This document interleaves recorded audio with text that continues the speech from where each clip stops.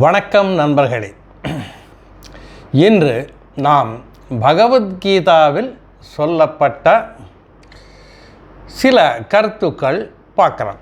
இது சைக்காலஜியை சம்பந்தப்பட்டது, உளவியல், மனத்தத்துவ சாஸ்திரம் இதை சம்பந்தப்பட்டது.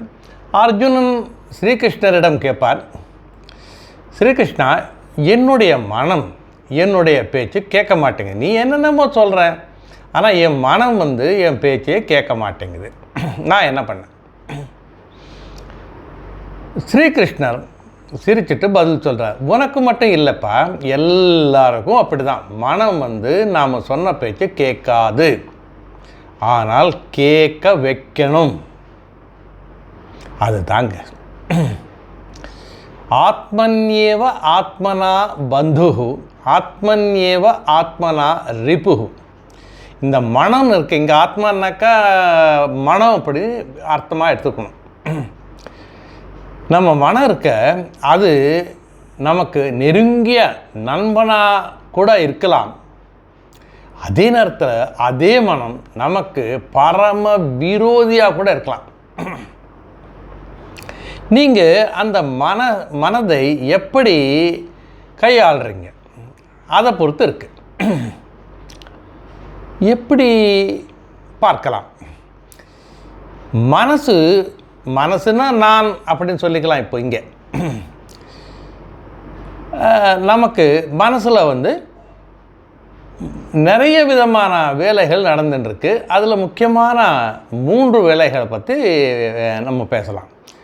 சிந்தனைகள், ஆலோசனைகள், திங்கிங், உணர்வுகள், எமோஷன்ஸ், நம்பிக்கைகள், பிலீஃப்ஸ்.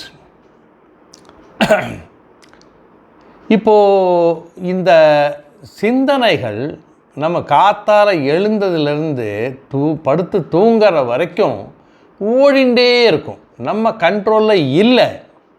சாதாரணமாக பார்த்தா நம்ம கண்ட்ரோலில் இல்லை. அது நம்ம கண்ட்ரோலில் கொண்டு வரணும்.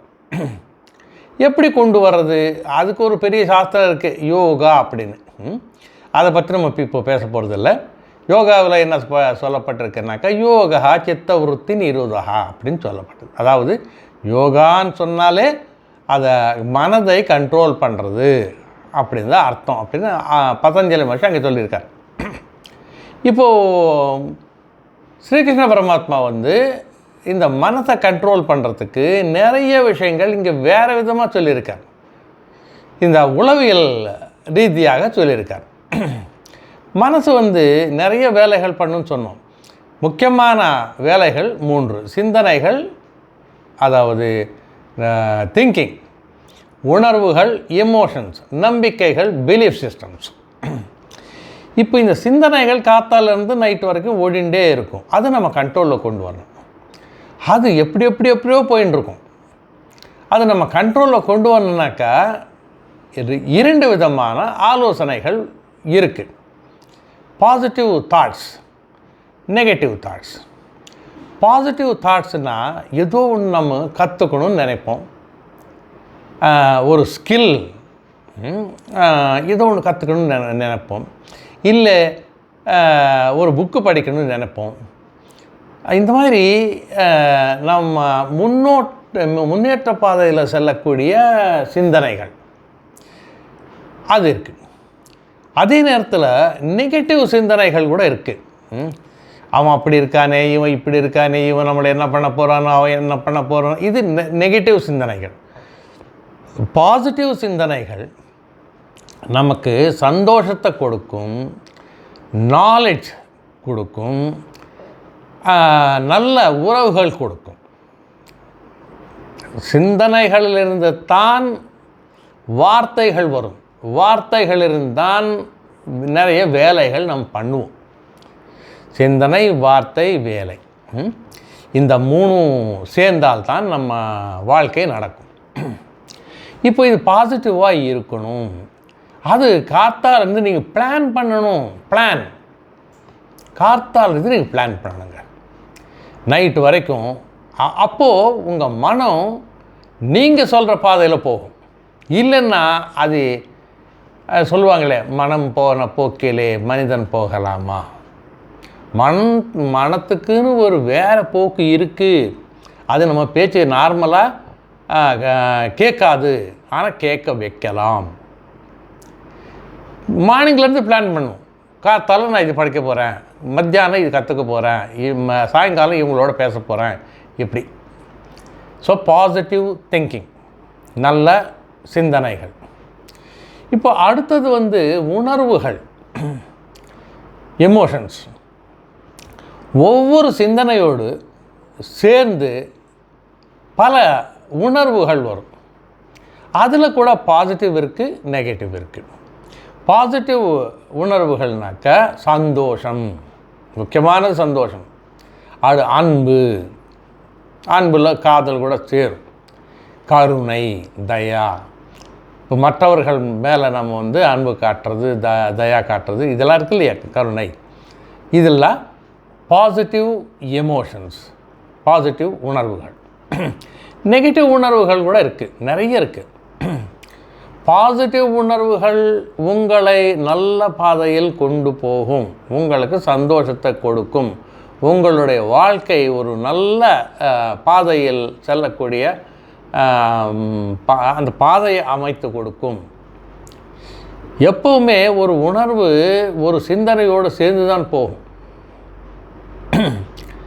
மூன்றாவது நெகட்டிவ் உணர்வுகள் கூட பார்த்துலாம்.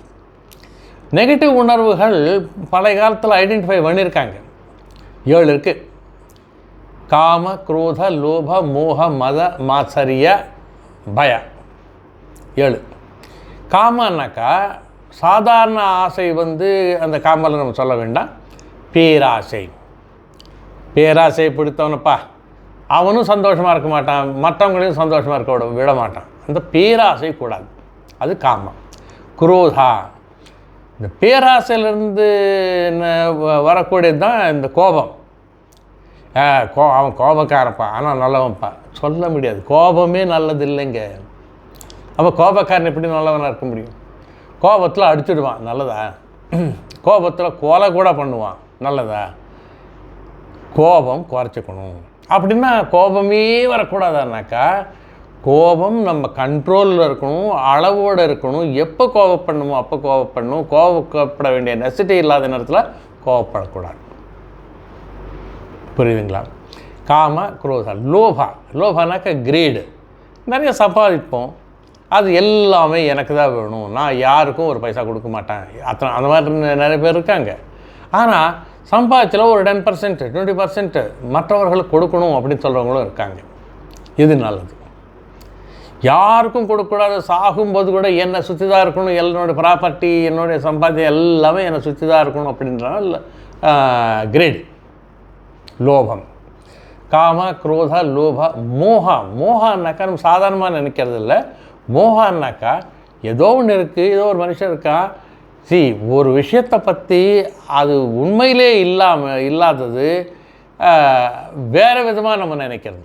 ஒரு நல்லவனை கெட்டவன் நினைக்கிறது, கெட்டவனை நல்லவன் நினைக்கிறது, நல்ல விஷயத்தை கெட்ட விஷயமாக நினைக்கிறது, கெட்ட விஷயத்தை நல்ல விஷயமாக நினைக்கிறது. இதுதான் மோகம். மோகம் கூடாது. காம, குரோத, லோப, மோகா. மத. மதன்னாக்கா ஈகோ. நான் தான் பெரியவன், எனக்கு தான் எல்லாம் தெரியும், என்கிட்ட தான் நிறைய பணம் இருக்குது, என்கிட்ட தான் நிறைய பவர் இருக்குது. இது மதம். இது கூடாது. மாத்சரியம். மாத்சரியம்னாக்கா பொறாமை. பொறாமை கூடாது. கொஞ்சம் போட்டி மனப்பான்மை இருக்கலாம், பொறாமை இருக்கக்கூடாது.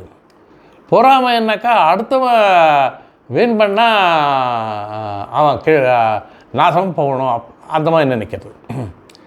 போட்டி மனப்பான்மைனாக்கா நானும் போட்டி போடுவேன், நீ வின் பண்ணால் உங்களை நான் கங்க்ராச்சுலேட் பண்ணுவேன், இந்த மாதிரி. இது பொறாமை கூடாது. போட்டி பரவாயில்ல. லாஸ்ட்டு பயம். பயம் கூடாதுங்க. வாழ்க்கையில் கரேஜ், தைரியம் இருக்கணும், பயம் கூடாது. சில நேரத்தில் பயம் வரும். ஒரு சிங்கம் நம்ம இதில் வந்துடுச்சுன்னா பயம் வரும்.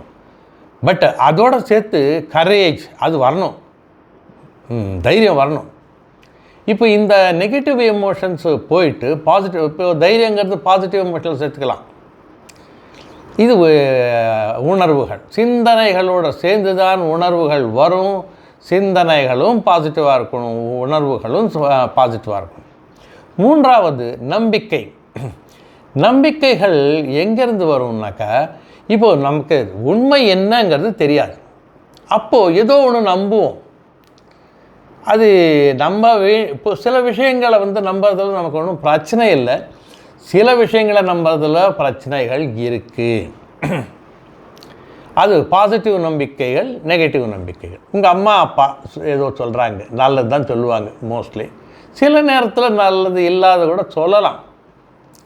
அப்புறம் உங்கள் ஃப்ரெண்ட்ஸ் இருக்காங்க, குருமார்கள் இருக்காங்க, இப்போ நியூஸ் பேப்பர்ஸ் இருக்குது, மீடியா இருக்குது, இதிலேருந்து கூட நிறைய நம்பிக்கைகள் வரலாம். நம் மதம், அதிலிருந்து நிறைய நம்பிக்கைகள் வரும். மதத்தில் நிறைய விஷயங்கள் ப்ரூவ் பண்ணவே முடியாது, அது நம்பிக்கையாக தான் வரும். அந்த நம்பிக்கைகள் சில நேரத்தில் நல்லதாக இருக்கலாம், சில நேரத்தில் ரொம்ப மிக மிக கெட்டதாக இருக்கலாம். சொர்க்கம் இருக்கா இல்லையா யாருக்கு தெரியும், ஆனால் நம்ம அதில் ஒன்றும் பிரச்சனை இல்லை. நரகம் இருக்கா இல்லையா யாருக்கு தெரியும், அது நம்புறது நல்லதா கெட்டதாக நீங்களே யோசிச்சுங்க. கடவுள் இருக்காரா இல்லையா, அந்த நம்பிக்கை நல்லதா இல்லையா?